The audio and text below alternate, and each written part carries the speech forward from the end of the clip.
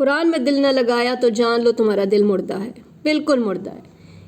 زبردست باتیں رب نے کی ہیں۔ کہا ہے کہ پروفٹ موسیٰ علیہ السلام کو ماؤنٹ طور پر بلا کے بات کی، اور پروفٹ موسیٰ کی دعا سے ان کے بھائی ہارون کو بھی اللہ نے اپنا میسنجر بنایا۔ پروفٹ اسماعیل علیہ السلام کی تعریف کی کہ وہ وعدے کے سچے تھے، اور اب پروفٹ اسماعیل اپنے گھر والوں کو نماز کا حکم دیتے تھے، زکوٰۃ ادا کرنے کا حکم دیتے تھے، وہ اللہ کے پسندیدہ بندے تھے۔ ہم آپ نماز اور زکوٰۃ خود ادا کرتے ہیں، جو گھر والوں کو تو بعد میں حکم دیں۔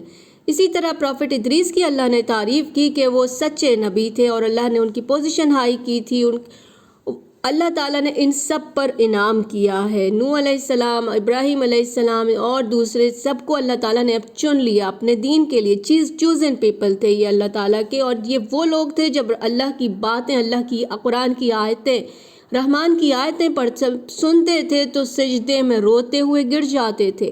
لیکن بعد میں ایسے لوگ پیدا ہوئے جنہوں نے اپنی نمازوں کو چھوڑ دیا، نمازوں کی پرواہ چھوڑ دی اور لسٹ کے پیچھے لگ گئے، خواہشوں کے پیچھے، ڈیزائر کے پیچھے لگ گئے، تو ان کو بھی وارننگ دے دی گئی ہے۔ فَسَوْفَ يَلْقَوْنَ غَيًّا، ان کو اللہ غیّہ میں ڈال دے گا۔ غیّہ جہنم کی ایک ایسی جگہ ہے جہاں پہ جہنمیوں کا پس بہہ رہا ہوگا، بلڈ بہہ رہا ہوگا، اس میں وہ لوگ جائیں گے جو نماز چھوڑ دیتے ہیں، جو لسٹ کے پیچھے لگ گئے ہیں۔ لیکن جس نے توبہ کی اور اچھے کام کیے، ان کے لیے قرآن خوشخبری دیتا ہے کہ ان کو اللہ جنت میں داخل کرے گا۔ اللہ کسی پہ ظلم نہیں کرتے، ایسی جنت جو ہمیشہ کی ہے، یہ رحمان کا وعدہ ہے۔